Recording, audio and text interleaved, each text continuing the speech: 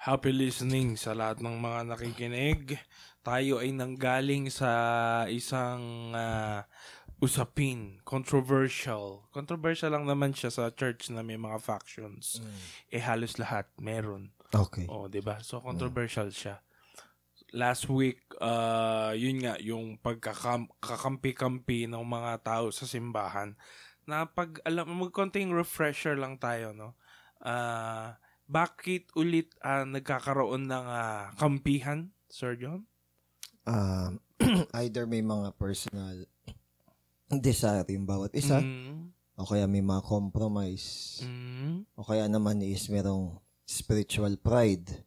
Yun. Kaya, paano naman, anong kinalaman nun? Bakit nagkakampihan yung may mga, kumbaga, same feather flocks together? Ganun ba yun? Yes, possibly. Or parang gusto lang mas maging angat dun sa ibang tao. Pwedeng pride, pwedeng pride. Spiritual pride, So, dun din natin nakita yung kay Apollos, kay Cephas, di ba? Yung Kay Paul. Isa kay Jesus. Yung tribal, something like that, na ina-associate nila yung sarili nila sa isang leader. Yes. Napag-alaman din natin na hindi pala okay sa atin bilang Christian na, kunyari, sa isang tao lang tayo makikinig, lalo na sa simbahan. So, na hindi natin bibigyan ng bigat, lalo na kung may mga tinalaga talaga yung Diyos sa simbahan na yun, as an elder, as a deacon, or kahit na nga as brethren Yes, sir. Diba? So, yun. So, hindi pala maganda na selective tayo. Yeah. Sa sarili natin yun, kung paano. So, ngayon, ikaw, Tomas, wala ka bang, Wala. Wow. Okay. So, punta tayo sa verse 18. Mapag-usapan natin. Hindi ko pa alam ang title natin. Malalaman natin. 18 only. 18.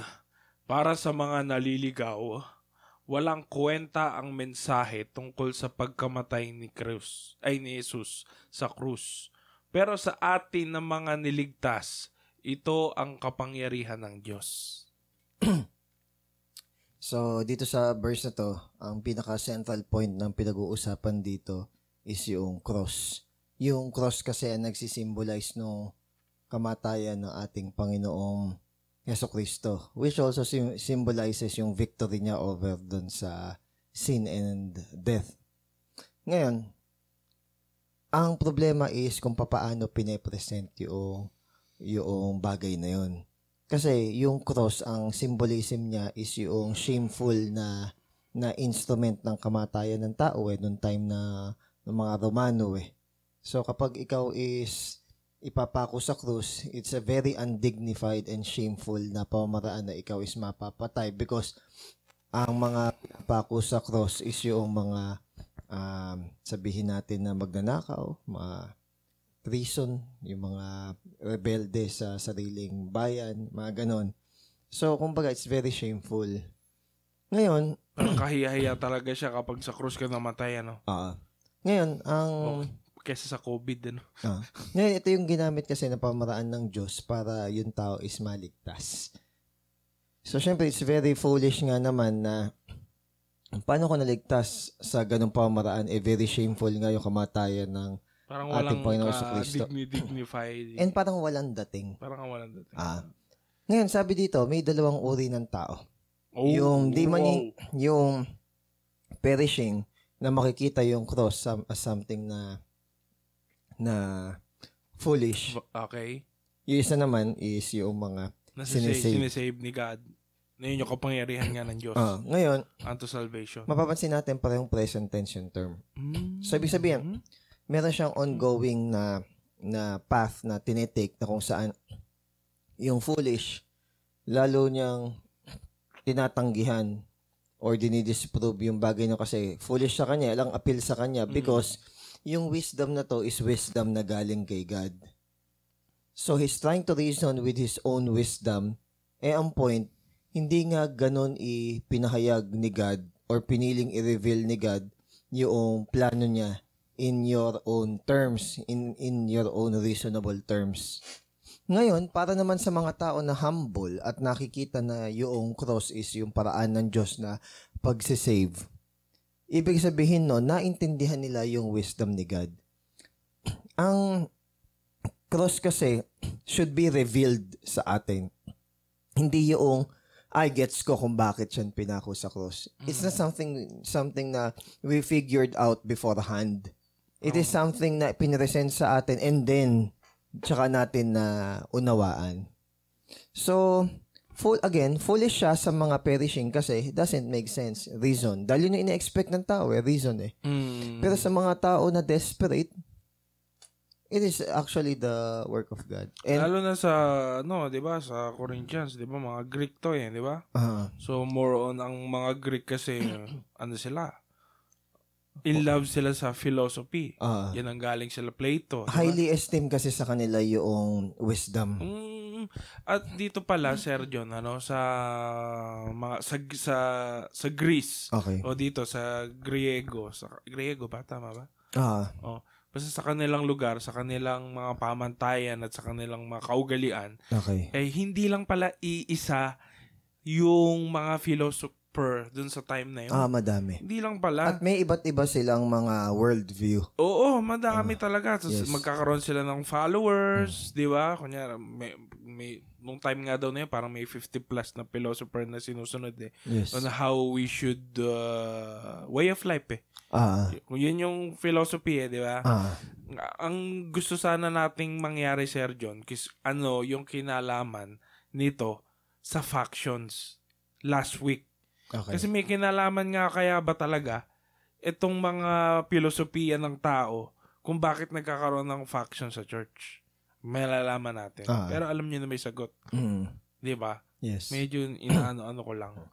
Basta ang pinaka-key nung verse na to is yung salvation, hindi siya naidadaan sa wisdom ng man. Hindi mo siya pwedeng teknikan. Kasi 'di ba nung nag-share si Paul sa mga ganong klase ng tao is parang willing kaming tanggapin 'yan. Kasi parang another idea lang to another philosophy. Pero hindi ganoon ang nangyari. Parang 18 months pa nga yatang nag-stay si Paul sa dito Kasi nga hindi mo siya ma-teknikan na sige, wisdom ng man and reasoning ng man yung gagamitin ko.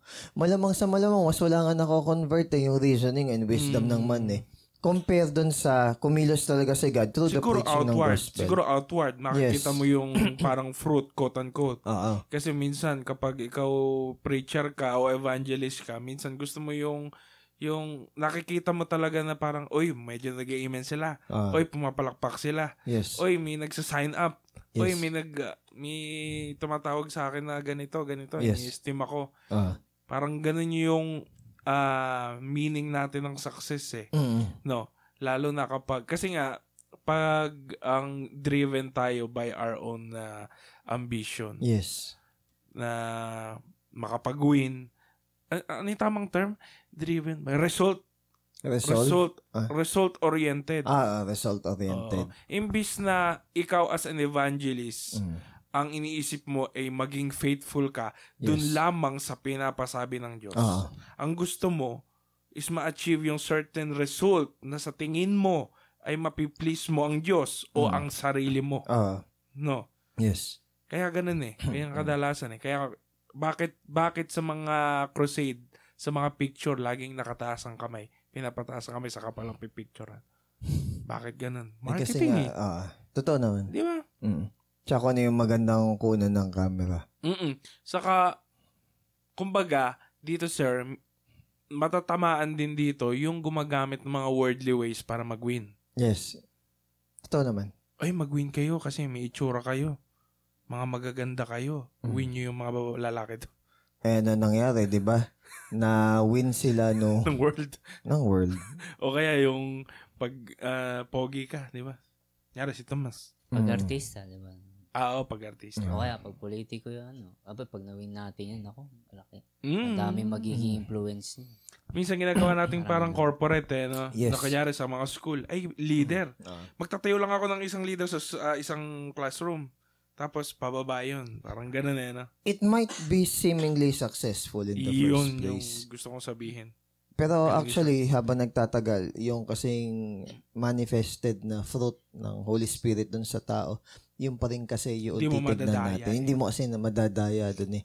Ang tao is pwedeng magningas kugon or maging behave for a certain while. That is religion. Pwedeng nauso eh. Pwedeng maging uso eh. Na-hype. Naging kultura. That is religiosity kasi merong power yung tao na maging focus sa isang particular na outward expression eh. Okay. Pero hindi niya kasi madadaya yung spirituality. Oo, tama. Tulad dati nung nag-talk ako sa isang school, tapos sinabi ko lang na sabihin mo sa katabi mo, nagtotalk ako, Christian po kayo, no? Bakit? Kasi naging Christian jargon yun eh. Yung sabihin sa katabi. Oo, sabihin mo sa katabi. Naging Christian jargon. Parang yun na lang gano'n na lang baka babaw ang pagkakakilan nila ng pagiging Christian. Kaya nga pag may totoo naging Christian na normal lang, nasabi is hyper-spiritual. When in fact, na-water down lang kasi talaga. Can I ask question? Wow! Para lang pag-isipan. Sige nga. Pag-iisipan lang. Diba ang sabi kasi is sa Jews, it is a stumbling block. Sa mga Greeks. Ala pa ata tayo, bro, doon. And, wala pa ba doon? Verse pa lang tayo? 18 pa lang. Pero yung foolishness, sabi na natin. Sige. Sige. Kasi babanggitin din yan mamaya eh.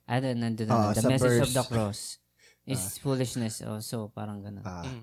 Paano ba siya, kasi sa part natin, di ba sa Pilipinas, Catholic, sabihin mo Catholic, Roman Catholic Church, ganyan. Sabihin natin, talamak yung pag-share dun sa Jesus.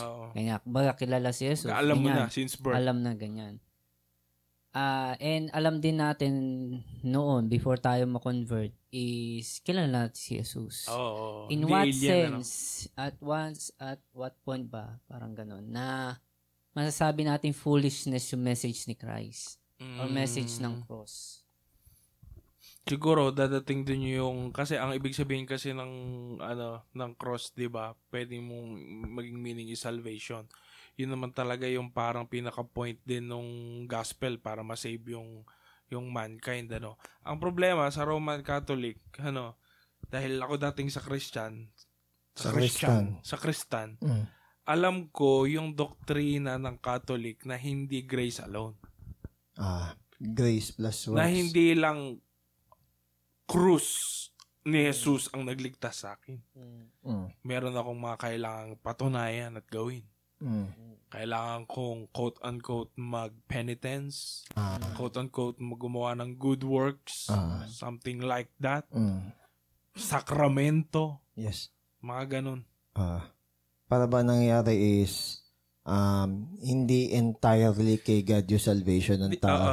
Parang lang nga sa totoo lang, parang dalawa nga lang ang relihiyon sa mundo kung dalawang bracket lang Isang by grace alone, faith alone, at yung isa, salvation na works, kasama ka na. Parang doon lang sa dalawa na yun mahahati actually ganun. Sa dulo naman, di ba? Yung religious na Babylon. Tapos yung Jerusalem. Still religion yung pinag-uusapan. Tsaka spirituality. Nag-iiba-iba lang ng kulay, ng form, ng pangalan. Pero ganun Hindi ka maliligtas. Bakit? Hindi ka nagpabinyag Hindi ka maliligtas. Kumain ka nito Hindi ka maliligtas. Hindi ka nadoktrinahan It's very important kasi na makita yung cross bilang siya yung naging instrument ni God para ipakita yung wrath niya against sa sin, yung punishment niya against sa karumihan ng tao, pagiging disobedient ng tao. Na si God is a just God.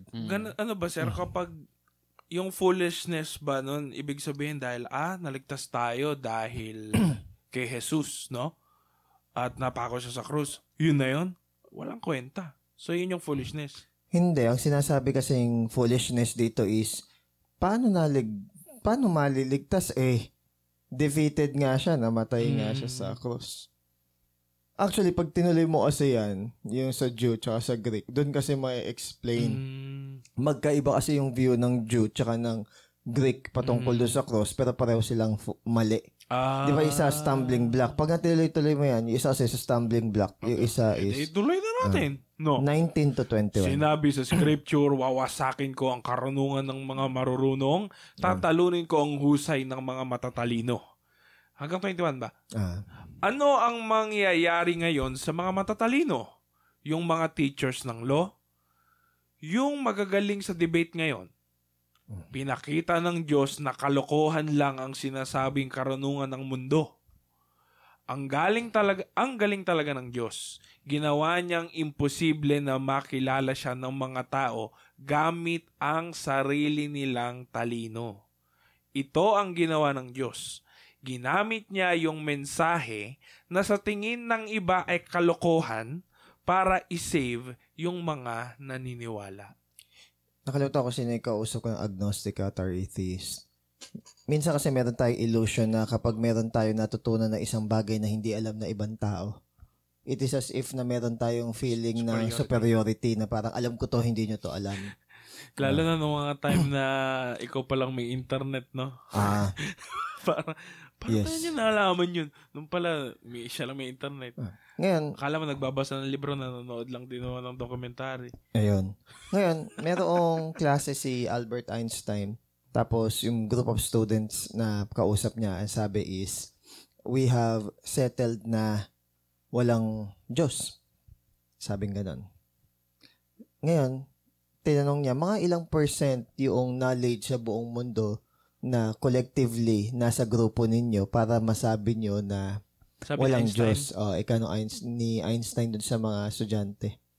Sabi ng ganon, mga 5% ng knowledge ng buong mundo, I believe, sa grupo namin is we have it. Sabi nga ni Albert Einstein, that napaka-generous naman no pagbibigay nyo na nasabi nyo sa sarili nyo, na sa grupo nyo, yung 5% ng accumulated na wisdom ng buong mundo is nasa grupo nyo. Laki nun, ha? Laki ng 5%. Yan, tsaka na sinabi, what if kausapin nyo yung the rest na nakakaalam ng 95% ng knowledge na yun and they believe na si God nag-e-exist. So, parang sinasabi niya na napaka-foolish naman noong sasabihin mo na there is no God, knowing na 5% lang ng knowledge ng buong mundo yung meron ka. Not even gaining yung 95%. Siguro, sir, ito yung downward spiral nung simula ng pag-sin ng mankind. Kasi sinabi sa Romans 1, di ba? Though they knew Him, He did not glorify Him as God. Nor give thanks to Him. Tapos, nag-worship pa sila ng mga... So, nagsisimula talaga sa hindi pag-acknowledge sa Diyos na siya'y Diyos eh. Ang kinaka-wonder ko pa, madali sa ibang tao na sabi na may flying spaghetti, merong alien. Mas madali silang maniwalang may ganon instead of believing na meron Diyos. Kumbaga, ang daling... Hindi rin naman nila nakita, hindi rin naman nila na-observe. Diba? Parang ang daling paniwalaan ng any alternative other than kay God. Kasi nga, mayroong illusion ng knowledge. And we think, ito pa ang... Tingin mo ba satanic yan? Anything that is not of faith is sin. So, kumbaga, whether satanic or not, anything na hindi of faith is sin. So, ang point ko lang dito is, which is natuwa din ako nung binabasa ko na, akala natin, we learn to know God and accumulate the knowledge of knowing God by having all the knowledge of the world. So, akala natin, yung wisdom ni God is yung wisdom ng man multiplied by, sabihin natin, infinity. Not knowing na, kahit i-multiply mo yung wisdom ng tao into infinity, hindi siya makakaabot dun sa minimum na wisdom ng Diyos. Kumbaga 0 times a million is still 0. Parang gano'n. Pero hindi dahil 0 yung man. Hindi dahil walang wisdom yung man. Hindi dahil walang wisdom yung world. It is because magkaiba sila ng category. So parang sinasabi mo doon sa ahas na lumipad. So parang sinasabi mo na nasa iisang linya lang yung wisdom ng tao at wisdom ng Diyos. No. Kaya nga kahit na maabot noong tao yung karurukan ng lahat ng katalinuhan sa buong universe, hindi niya marireach yung kay God because in the first place, hindi nakalinya doon yung wisdom ni God.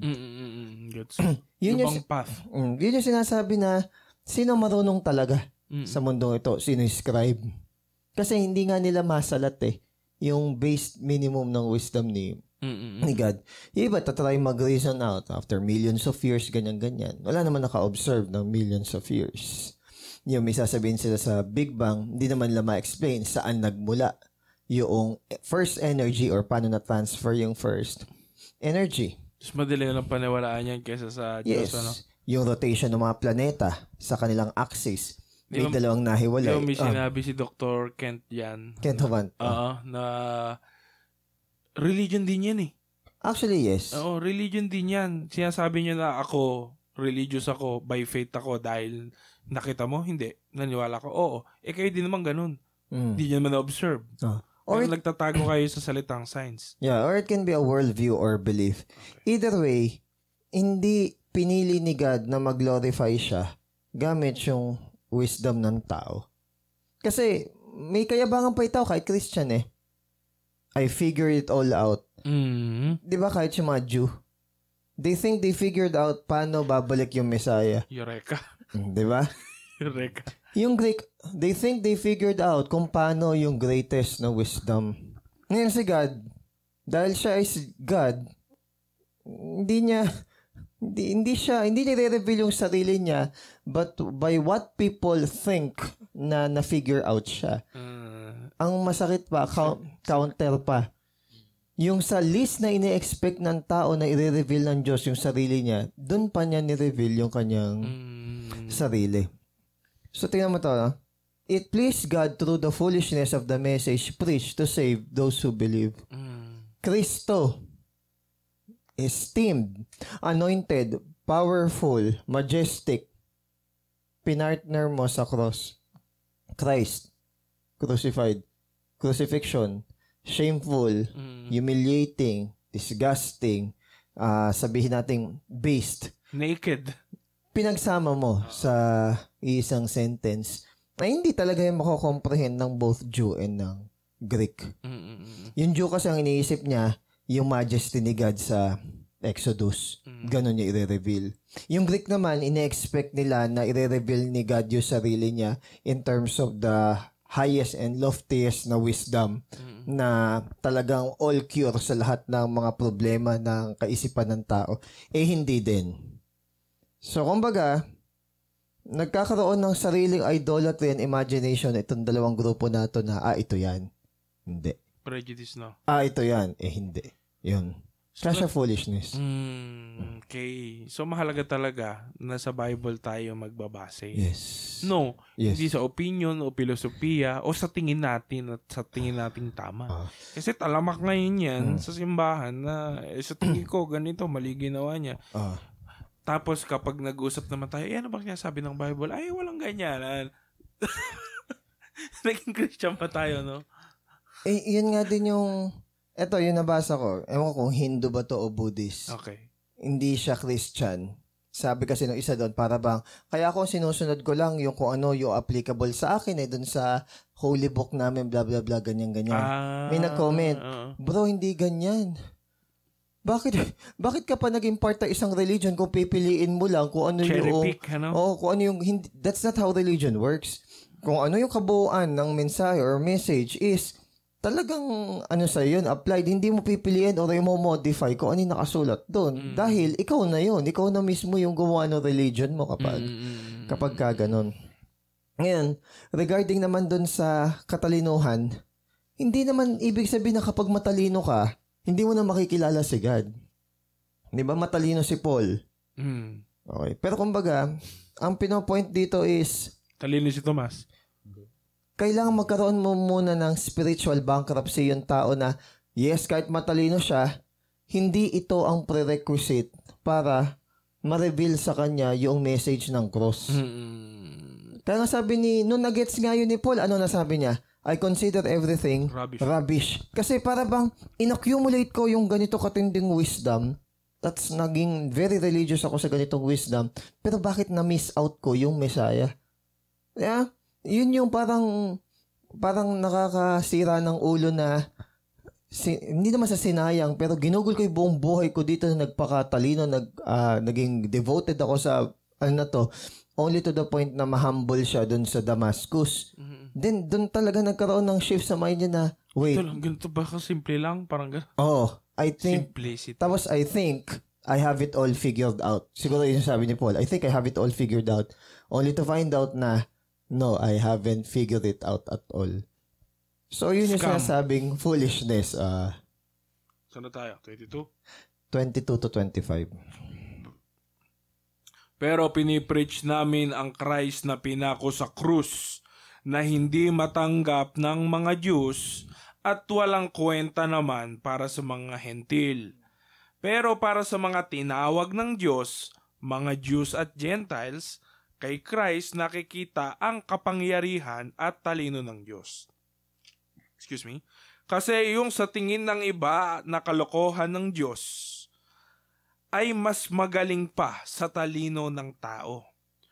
At yung sa tingin ng iba na kahinaan ng Diyos ay mas malakas pa sa kayang gawin ng tao. Meron bang kahinaan ng Diyos? 25 ba? Hanggang 25?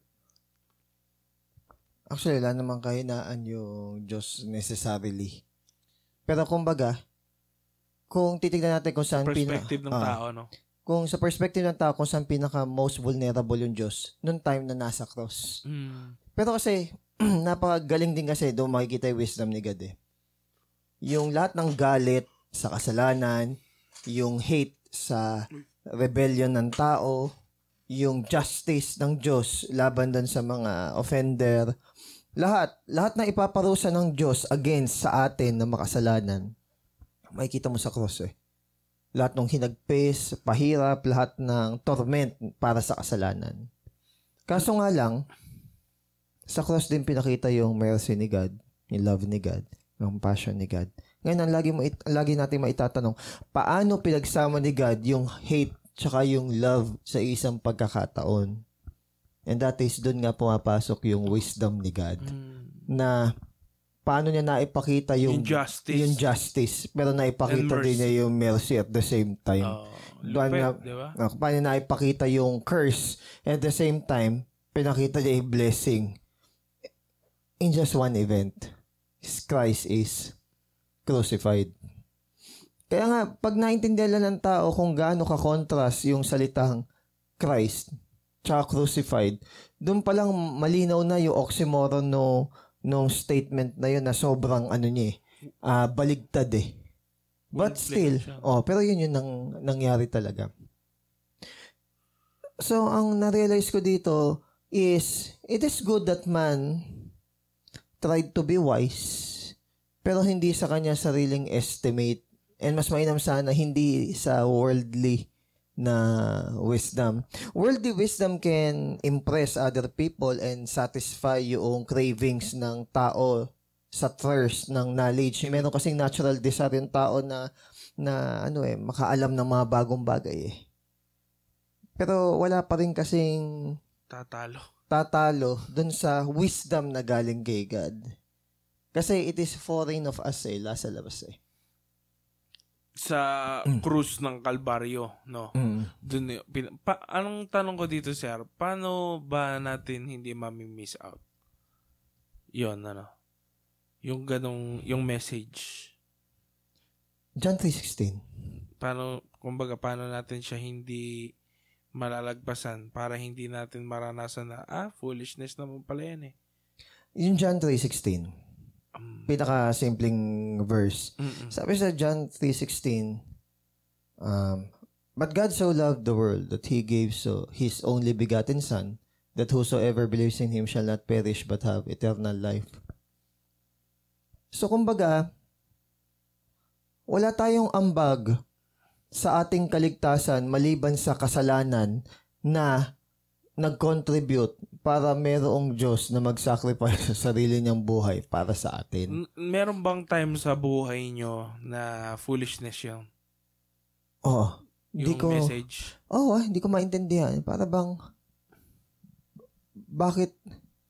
Siguro maintindihan ko kapag merong mabuting tao na namatay para sa mabuting tao kasi mahal na mahal niya tsaka worthy siya noong pagmamahal na yon. Pero sa isang makasalanan tulad ko na blasphemous pa, na sabihin natin na mali pa yung pagkakakilala sa Diyos, selfish, self-entitled, self-righteous, parang wala namang sigurong tao na mamatay para sa akin. O walang nilalang, o sabihin natin walang higher being pa to top na mamatay para sa akin. So for me, it is foolish. May mga questions pa ako na kung talaga siya yung Diyos, and He is all-powerful, He is all-knowing, dapat at the first point pa lang ng pagkaka-start ng lahat, and if He really well planned it out, bakit merong glitch sa Matrix na parang there's something wrong na nangyari? Glitch Matrix. Not until na-encounter ko yung salitang si God is sovereign. Yun kasi hindi matanggap ng tao yung term na yun God is sovereign. Sa iba, baka foreign yung salita niya. Pag sinabing sovereign niya, malaya. Without control, hindi siya madidiktahan, hindi mo pwedeng... Wala kang pake. Hindi mo pwedeng ituro sa Diyos kung ano yung magbibigay sa kanya ng glory.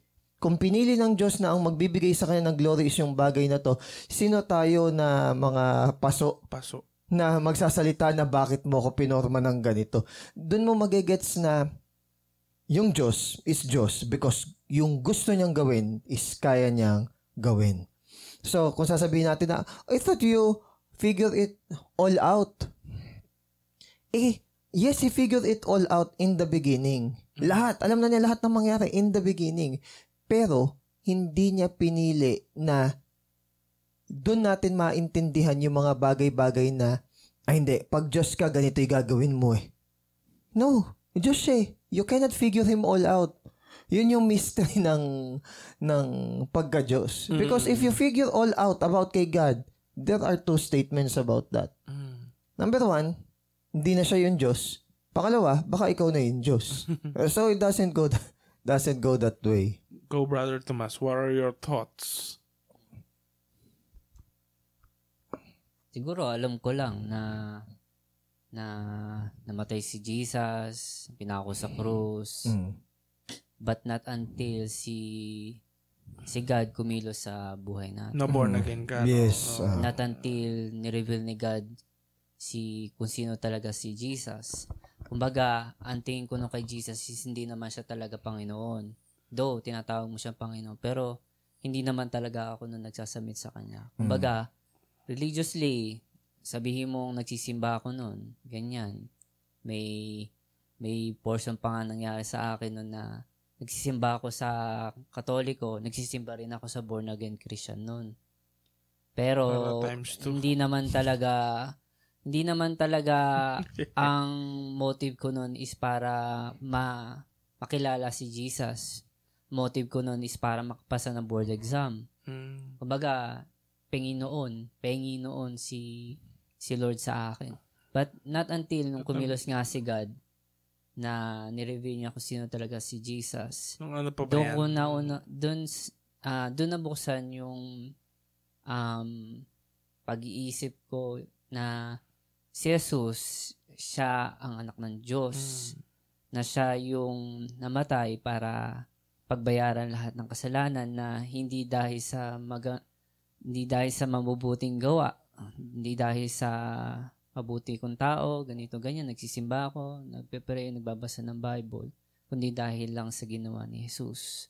So, maybe, sabihin natin marami talaga nakakakilala kay Jesus, pero, kilala ba talaga nila, o sabihin natin, nagsasubmit ba talaga sila kay Jesus? Or even better siguro, Brad, kung kilala nga ba talaga sila in return ni Jesus. Pwede. Yun they profess nga na kilala, pero in return, kilala din ba sila ni God? Kumbaga, yung walang talagang relationship as Him being the Lord and us being sabihin na natin bondservant. Pero kumbaga ito kasi same message, different reactions. Meron bang pagkakataon na ganito, no? Yung, alam mo, nagkasala ka, tapos biglang, kahit anong sorry mo at itama lahat ng bagay, alam mong, hindi ka naman maliligtas kung hindi si God yung Savior and yung Lord mo eh. Dumating ba sa inyo yung point na din, ano? Dumating ba sa point na ang nasabi lang kay God na Lord, wala akong salvation apart sa'yo, na kahit na mag-sorry ako kung hindi mo will na maligtas ako, hindi ako masisave, na kung hindi mo babaguhin yung puso ko, walang genuine repentance sa buhay ko. Yung mga ganun bang point na biglang nagising ka isang araw na alam mo nagkasala ka, tapos para bang patay, na wala akong pwedeng iambag dito sa salvation na to. Kasi nabasag no? Parang hindi mo na pwedeng pagkatiwalaan yung sarili mo eh. Yes, exactly. Diba? Yun. Siguro yun yung moment ng humility talaga sa life ng isang Christian. Once na binuksan ni God yung mata ng isang tao, is magkakaroon talaga ng weeping talaga ng godly sorrow. Ng sin. Kasi dati may sin tayo, ginagawa natin, and we are proud of it, di ba? Sometimes we are proud, but we're never sorry, we're never ashamed. Yes. Di tayo nahiya. Minsan nga pinagmamalaki pa natin eh. Pero, yun nga yun yung miracle ng Diyos na nagkaroon bigla ng hiya sa katawan mo. Na ganun. Para bang ang masasabi mo na lang, ay, totoo pala. Parang gano'n. Tsaka yung alam mong wala ka namang kayang wala ka namang kayang gawin talaga para iligtas mo yung sarili mo sa isang bagay na supernaturally innate sa iyo eh. Yung masabi mo na, nung na-realize mong mali ka, what must I do? Yung sinabi ng mga, nung mga nakikinig kay Peter, what must I do? Ngayon, pag talagang na-reveal si Christ sa'yo as crucified, yun ang sasabihin mo yung tipong, alam mo naman di mo kaya iligtas yung sarili mo eh. Pero parang out of response and fear na, patay, ano kailangan kong gawin? May urge. Merong, urgency na, parang, pwede bang mag-procrastinate? Parang wala pa ako nakikitang gano'n. Yung mga tao doon na nagpo-procrastinate, hindi pa nila masyado nauunawaan kung gaano ka. Yun lang naman talaga. Though it's very painful minsan to hear. Kasi di ba ganda ng message ng Sunday, yung sa delayed obedience din, di ba? Parang saka yung dinay-delay niya. The problem with people is they're so full of wisdom ng mundo na to. Okay. Na kaya niyang ma-justify yung sarili niya sa lahat ng mga excuses and problems and kung bakit hindi siya nakakasunod kay Lord. Kaya niya i-justify at i-vindicate yung sarili niya sa lahat ng bagay na yon. Kaya di ako makasunod dahil estudyante pa lang ako. Lagi tayo may 1,001 reasons. Okay. Pero sabi nga 10,000 reasons. Pero sabi nga nung nag-share nung Sunday, the moment na magkabangga yung priority mo sa mundo at saka yung sinasabi ni God, it's very important na by God's grace, ang piliin natin is yung dun magkakapigaan no? Yung kay God. Kasi ang simple na nung shinire, yung allow me to say goodbye muna. Diba? Mag-goodbye. Very short and very simple. Go-goodbye lang. Pero hindi pa rin siya inalaw. Parang hindi yun yung way ni God eh. So, pwede rin nababasa ni God yung heart na baka sabi lang yun pero hindi ako pupunta. Yeah. Pwede, no? Di ba kanyari sa may mga utang? Di ba gano'n? Magbabayad din ako katapusan. Kaya nga yung greatest lie and deception na pwede nating matanggap is yung lies and deception that we tell ourselves. Hindi yung sasabihin ng ibang tao. Quotable yung mga Sergeant, no? Mga pang reels. Hindi, totoo naman kasi na ang greatest na pwedeng mang-deceive talaga sa'yo is yung sarili mo. Heart. Sarili mo heart. It's the most deceitful. Kasi I've been there sa mga sa sin. I've been there sa mga compromise eh. Yeah. That I can find even biblical pa nga pero hindi contextual eh. Na reason to justify yung heart ko eh. Sample mo nga. Hindi, kaya ako to ginagawa kasi para ma-humble ako. Hindi kaya ako to ginagawa kasi para ma-realize ko kung gaano ko ka-proud na. Hindi, ito yung sample. Akala ko yung ganun, yung sample na... Ay, okay. Yung pa rin naman. Kasi mayabang ako before, ganun-ganon. Pwede kong gamitin yun eh. It may sound holy, it may sound biblical, it may sound godly. Pero syempre, yung subtlest most part ng puso mo is meron pa ring bahid ng dumi. Kaya nga sabi, there's no such thing as perfect humility sa isang tao eh. Not unless yung humility ni God ang magdon sa puso ng tao.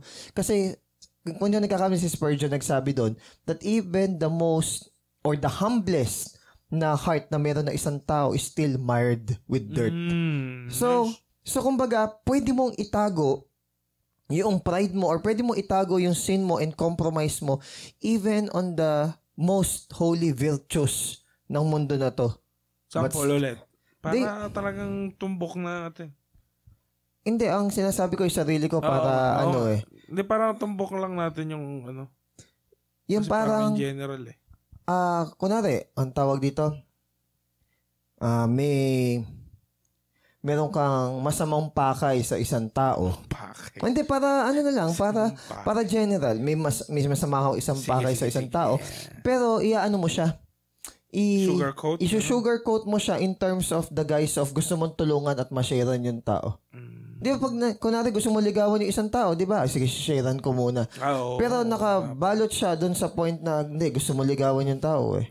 Ano yun, dati. Kami nung meron akong brother na kasama talaga nun sa mga campus. Pag maganda talagang kinukulayan namin, palatandaan namin yung attendance. O yung pasundot na pride. Kaya nga, even daw yung humblest na heart ng isang tao, pag hindi yung humility ni Christ yun nasa puso niya, meron pa rin daw yung dungis. Sumusundot-sundot pala. So, lalo na kapag nasa ministry ka. Yes. Kapag halimbawa may ginagawa ka na sa church, ganyan.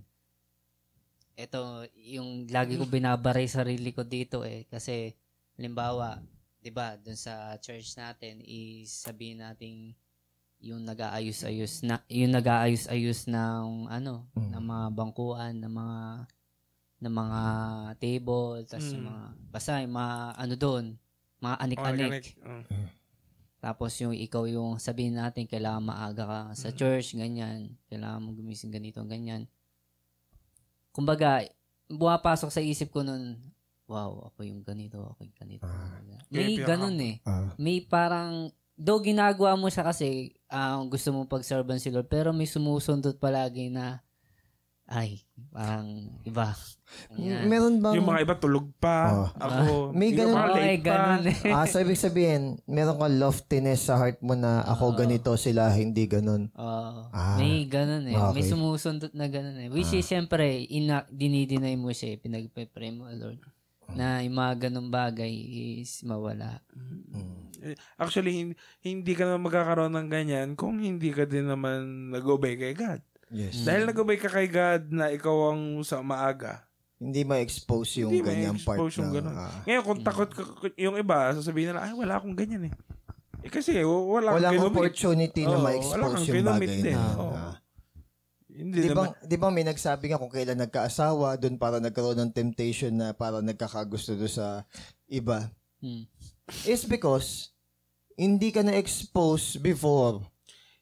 Kasi si Satanas, alam niya yung switch. Alam niya yung switch eh. Kunyari, hindi pa kayo kasal. Ang gusto niya, mag-practice kayo ng premarital. No? Hindi mo pin-practice, halimbawa. Kasal na kayo. Kung kasal naman na kayo, ang temptation mo naman sa iba. Parang ganun eh. Laging ganun eh. Alam niya kung ano yung switch na galawin. Siguro, para ma-avoid yung mga ganun, yung loftiness sa ibang tao, isa sa na natutunan ko siguro is yung maging secure ka sa identity mo kay Christ. Tanggapin mo na isa kayong body. Siya talaga yung tinawag ni God, or sabihin natin na ni-raise ni God para mas ma-handle yung bagay na, so be it. O di ikaw naman sa area na, then so be it. Sasabihin, magagalit ba yung kamay because ang mas lagi na-elevate yung mukha? O yung atay dahil ang mas inaalagaan yung heart? So, hindi naman ganun. It's united whole. Oo. Ngayon doon sa part naman ng iba, makaramdam din, kumbaga, doon sa part nung nagsiserve, magandang mindset yun.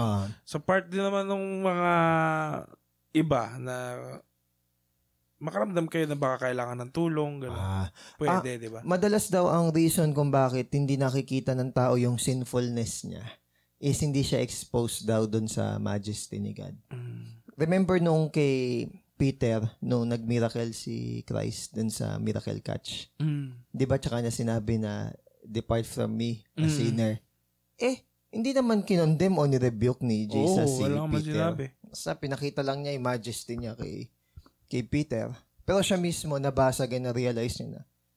Yun yung unang response. So, umbaga, ang genuine response ng totoong Christian, kunwari, ito hindi sa pag-manipulate nung nag-share. Kunwari, nakita mo na talagang the harvest is plenty but the laborers are few. Ang responsible na talaga dahil, sorry sa term, walang conviction yung ibang tao, talagang mapapapray ka na pray for the Lord of the harvest to send laborer. Hindi dahil, para bang, ang tawag dito, Lord, isend mo si ganito, Lord, hindi ganun eh. Ayaw kasing kumilos ng iba. So, umbaga, dahil ayaw mong condemn yung ibang tao, mapapapray ka talaga na, Lord. Kaya pala ganun yun, Kasi ayaw mo na mai-condemn yung iba eh. Kasi kapag kinondemn mo yung iba, sabihin, pinapasa mo yung conviction mo eh. Tama. So, mapapapray ka na lang talaga kasi hindi naman din sabay-sabay na nagkakaroon ng conviction yung mga tao. Oo. Why? Because it might be merong mga tao na sabihin natin yun yung area ng nila ngayon. Diba? Or, mas obedient sila kay God kaya mas niya yung mga ganong bagay. Or sabihin natin less obedient or sabihin natin compromising yung iba kaya parang hindi sila Hindi pantay-pantay, hindi sabay-sabay eh. Tama. Pero sana, in whatever journey we are o sa bawat pagkakatawag ng Diyos, is wag sana tayong sumusuntok sa hangin dun sa lahat ng mga ginagawa natin. Because we might be building ourselves in a wrong foundation. Kaya nga, di ba minsan nasabi ko sa inyo na parang gusto kong makamit to, ganito, ganyan. Gusto kong maganito, ganyan. Wala masama sa mga plano na yun sa buhay actually. Pero minsan,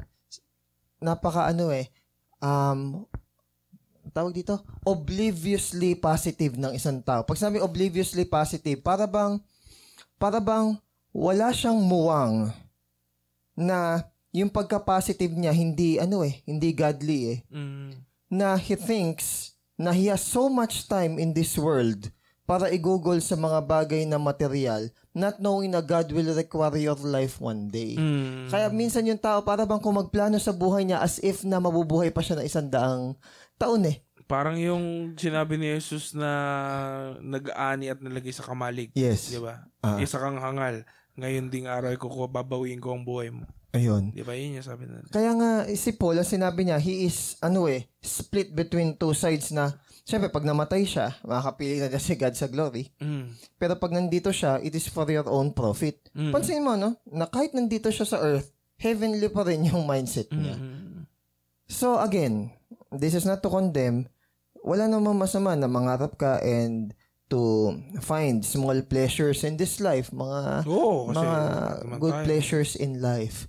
But again, okay, hindi kasi tayo resident ng mundong ito. Pilgrim. Ano lang tayo, pilgrim lang kasi tayo dito. Mga Christians.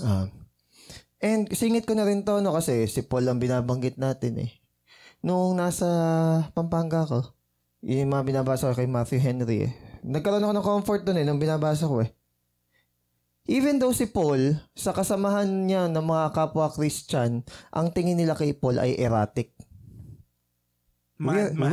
Madman and weirdo. Sabi even sa company ng mga brethren. Bakit daw? Kasi si Paul, para bang masyadong mainit na parang ganito, ganyan, on fire. Nung binabasa ko yun, I found out something na naka-comfort sa akin na hindi lang niya kaya isara yung mga bagay, yung mata niya sa mga bagay na namulat na sa kanya. Kaya yung kanta na, yung and the things of this world will grow strangely dim in the light of His glory and grace. Hindi niya kaya magbulag-bulagan dahil nabulag na siya nun. Hindi. Bulag na kasi siya nun. Yan. So basically dito, nung nalaman niya na attain niya totoong wisdom, matabang na yung ibang wisdom sa kanya. Para bang di na siya ganun ka may weight or bearing sa kanya. Mga philosophy and psychology, they are good. But they are not God. Sige, doon natin yarihin. Kasi hindi natin matatapos sa 25. Hindi. Nasa na ba tayo? 26 eh. Hindi, nandito na tayo sa 26. 26 to anuhin mo na. 31. Ay, tutuloy ko na. Ngayon, isipin nyo mga kapatid kung ano kayo noon nung tinawag kayo ng Diyos. Kung standard ng tao ang basihan, ilan ba sa inyo ang matatalino? O may kapangyarihan at mataas ang pwesto sa lipunan? Konti lang, di ba? Pinili ng Diyos ang tinuturing ng mundo na walang kwenta para ipahiya ang marunong. At pinili niya ang mahina para ipahiya ang malakas. Kung sa tingin ng mundo ay kawawa at walang kwenta, yun ang pinili ng Diyos para wasakin yung mga bagay na sa tingin ng mundo ay mahalaga. Ibig sabihin, walang pwedeng magyabang sa Diyos. Pero galing sa Diyos ang buhay niyong kasama si Christ Jesus. At galing kay Jesus ang talino natin. Dahil din kay Jesus, ginawa tayong matuwid ng Diyos. Ginawa niya tayong banal at niligtas niya tayo. Kaya sinasabi sa Scripture, kung meron sa inyo na gustong magyabang, ipagyabang niya ang ginawa ng Panginoon. Yun. Chapter 2 na tayo next week. Siguro, ang pinakamagandang part dito, yung binanggit niya tatlong bagay Yung sinabi dyan, but of Him you are in Christ Jesus who became for us the wisdom from God, righteousness, sanctification, and redemption. Okay. Righteousness. Hindi lang pagiging sakdal. Hindi na tayo guilty kasi binayaran na niya yung punishment natin. Hindi dahil sa kaya nating mag-behave at maging righteous on our own. Si Jesus daw yung mismong righteousness natin. Pagdating naman sa sanctification, hindi naman daw dahil na naayos yung behavior natin o talagang umiwas tayo dun sa mga ungodly na mga tao kaya tayo naging sanctified. Kundi si Jesus daw ang ating naging sanctification. And lastly, about sa redemption. Hindi naman daw dahil tayo yung nagbayad ng sarili nating mga kasalanan. Hindi naman dahil daw sa tayo yung talaga nag-atone or nagsisi sa lahat ng ating mga kasalanan. Hindi naman dahil tayo yung gumawa ng mga bagay na yun Kundi si Jesus daw yung ating naging redemption. Para si Jesus, maging all siya sa all natin. So, the more na si Christ ay nare-reveal sa buhay natin, the more na nakikita natin yung mga area ng buhay natin na hindi pa siya ang naghahari. Di ba parang all the more na mas isusuko natin yung mga bagay na yun sa kanya kasi parang hindi pa nga siya evident dun sa area na dahil ayaw natin isuko Hindi mo parok Oo. Hindi mo pa pwede isugal. Yes. Kumbaga sa sinasakop na bansa, hindi naman agad nasakop yung buong bansa City by city yan Yung parang sa Umagsak na ang Bataan. Parang sa Canaan. City per city yan town per town Ganun din sa buhay natin. Area per area yan na pinapahintulutan natin yung Diyos na maghari sa buhay natin. And vice versa. So, kasi pwedeng sa Holy War, di ba? So, kumbaga, huwag nating kakalimutan na si Christ is na-crucify para ipaalala natin sa lahat na walang kwenta lahat ng natin, self-flagellation, yung pagiging monkeyish or pagiging pag-abase ng ating sarili. Pagiging woke. Yung naging sufficient lang para tayo is maligtas is yung ginawa ni Christ sa buhay natin. Nawa, sa mga Christians, ang Bible sana ang maging final and authority talaga ng natin, ng buhay natin. Hindi yung filosofiya ng mundo. Kasi, yun nga, nangyayari sa simbahan, nag-a-adapt tayo ng mga psychology ng mga sinasabi, mga opinion ng mga tao sa paligid natin. Exactly. Lalo na sa FB, lagyan mo lang ng konting background music at magandang pagsasalita. Ayun na yan. Parang tama na. Even biblical na may konting halo ng philosophy is actually... Patay ka dyan kapag hindi pure. Sabi ni John MacArthur, kapag laging nangyayari is ang filosofiya at ang tawag dito, Bible is nag-away. Laging natatalo yung Bible in human history. Lagi. Kasi nga daw, nahahaluan ng tapos mas madaling paniwalaan yung di ba yun nga nag-sprout na good seed at saka yung bad seed, di ba? Pag di mo tinanggal o pinron yung bad seed o yung bad na tree, di ba, ichochok niya yung yung itinubo ng good eh. So, meaning to say, hindi sila pwedeng mag-coexist talaga. Hindi, yun lang. Nawa sa simbahan. Sa atin, sa munting simbahan natin, nawa, ang maging final talaga is scripture. Kapag may mga issues tayo, o kaya mga nalilito tayong desisyon sa buhay, ano bang sinasabi ng scripture dito? Yun, nawa, ganun. Kasi pwede tayong mag-solicit ng, sabi ni ganito, ganyan. Sabi ni ganito, ganyan. O sabi ng pastor dun sa kabilang ebayo, ganito. Sinabi ni Tony Gonzaga, sinabi ni ganito, sinabi ni Brandon, sinabi lahat Okay. Di ba? So, at saka isa pa dito, si God, ang ginagamit niya yung least expected ng mga tao. Para bang, di ba dapat nung bumalik si Jesus, ang mga unang tinawag niya, yung mga Pharisee. Di ba? Pero hindi ko sinasabi na hindi tatawag si Jesus ng mga Pharisee. Remember, si Paul is yung Pharisees. Kaya walang walang exact na formula na ito ang tatawagin o gagawin. Siguro nung time na nila Peter, hindi mo expected. Tapos yung mga tao na mindset na yung pala ang gusto na ng Diyos, yung mga mangingisda, uneducated. Tapos, ganun pala biglang tinawag si Paul. Minsan sabihin pa. Yun yung least expected. Minsan sabihin pa sasabihin hindi, kagamit-gamit ka kasi ni Lord. Actually, kahit yun may konting pride Yung, kagamit-gamit ka kasi ni Lord. Hindi. Si Lord is great. Kahit sino is pwede niyang gamitin. Kahit mga bato. Kahit kay ungodly. Diba? Parang pinrotektahan ni God yung mga tao niya gamit yung ungodly. Gentile nga, hindi naman sinisik si God, pero nasumpungan si God So, kumbaga, yung least expected natin na formula, hindi talaga yun yung formula madalas. Tomas, ikaw ang parting words. Tapos, yariin na natin. With a blast. Hindi.